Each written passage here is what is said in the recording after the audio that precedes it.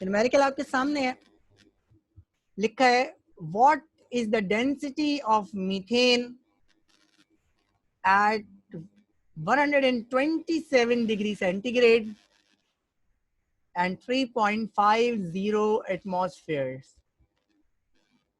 ये न्यूमेरिकल भी equation of state का ही न्यूमेरिकल है। PV is equals to nRT ही फॉर्मूला लगेगा जिसको डेंसिटी की फॉर्म में कन्वर्ट करना पड़ेगा, और इन यूनिट्स का आपको इस फॉर्मूले में भी ख्याल रखना है। तो डेंसिटी आपको निकालनी है मीथेन की। आप ये जानते हैं कि डेंसिटी बराबर होती है मास अपॉन वॉल्यूम की। Ratio of mass and volume क्या कहलाता है? डेंसिटी कहलाता है। तो डेंसिटी के फॉर्मूले के अंदर दो चीजें छुपी हुई हैं, एक मास और एक वॉल्यूम। तीसरी चीज आपके पास टेम्परेचर है 127 डिग्री सेंटीग्रेड। चौथी चीज आपके पास प्रेशर है 3.5। तो क्योंकि इस फॉर्मूले के अंदर भी, इस न्यूमेरिकल के अंदर भी आपको चार चीजों के बारे में इंफॉर्मेशन है। डेंसिटी के जरिए दो चीजों के बारे में, मास और वॉल्यूम के बारे में, और बाकी टेम्परेचर और प्रेशर आपको दिया हुआ है। तो क्योंकि ये चार चीजें इस फॉर्मूले के अंदर पूरी हो रही हैं, तो ये न्यूमेरिकल भी इक्वेशन ऑफ स्टेट के तरीके से ही सॉल्व होगा। जो फॉर्मूला लगेगा वो इक्वेशन ऑफ स्टेट का लगेगा, जिसको पहले डेंसिटी की फॉर्म में कन्वर्ट करना पड़ेगा और उसके बाद फिर इस न्यूमेरिकल को आप सॉल्व करेंगे। देखते हैं ये न्यूमेरिकल कैसे होता है। न्यूमेरिकल आपके सामने है, लिखा हुआ है what is the density of methane. Data इस न्यूमेरिकल का बनाने जा रहे हैं। हमने लिखा density is equals to required. हमें मीथेन दिया हुआ है, मीथेन के मॉलिक्यूलर मास की हमें आगे जरूरत पड़ेगी, तो हमने मीथेन का मॉलिक्यूलर मास निकाल लिया। कार्बन 12 प्लस हाइड्रोजन 4 है जिसका मॉलिक्यूलर मास 1 है। तो जवाब आपके पास आएगा 16 एटॉमिक मास यूनिट। आगे चले तो लिखा है जी टेम्परेचर दिया हुआ है आपको 127 डिग्री सेंटीग्रेड। आपने लिखा temperature 127 degree centigrade.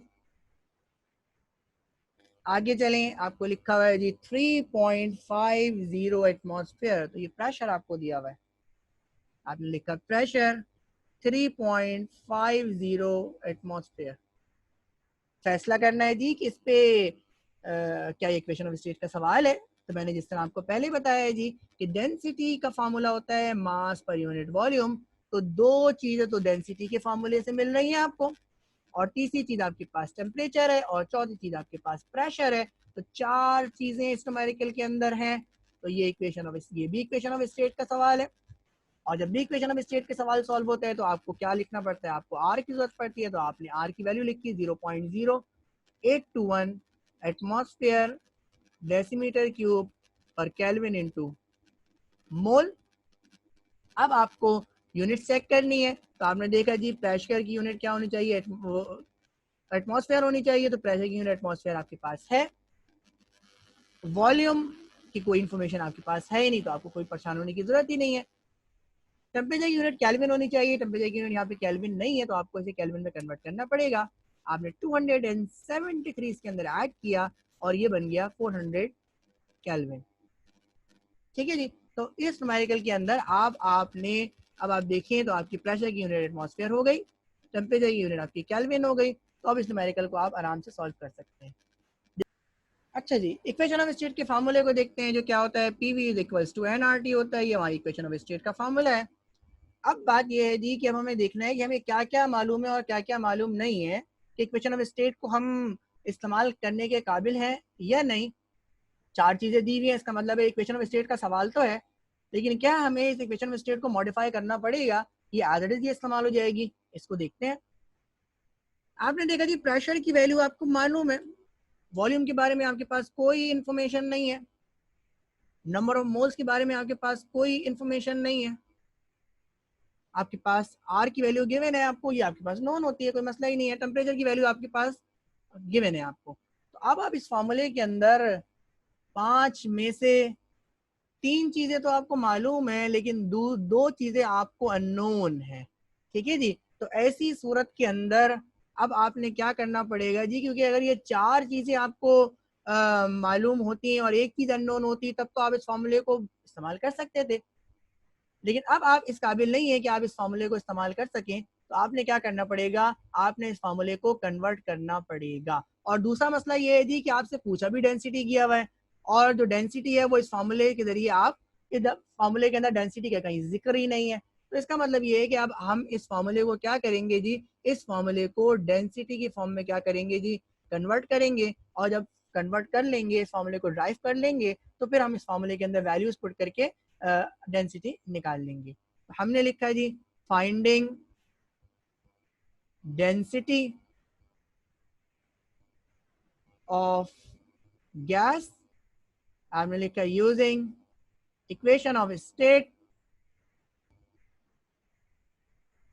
Equation of state क्या कहती है, पीवी किसके बराबर है, एनआरटी के।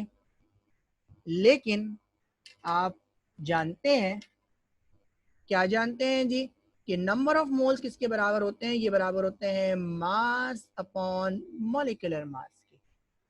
तो अब हम n की जगह क्या पुट कर रहे हैं जी, क्योंकि हमें n की वैल्यू मालूम नहीं है, तो हम n की जगह क्या पुट करने जा रहे हैं, मास और मॉलिक्यूलर मास पुट करने जा रहे हैं। मैंने इसको पुट किया, मैंने लिखा पीवी किसके बराबर है, ये बराबर है मास अपॉन मॉलिक्यूलर मास, और ठीक है।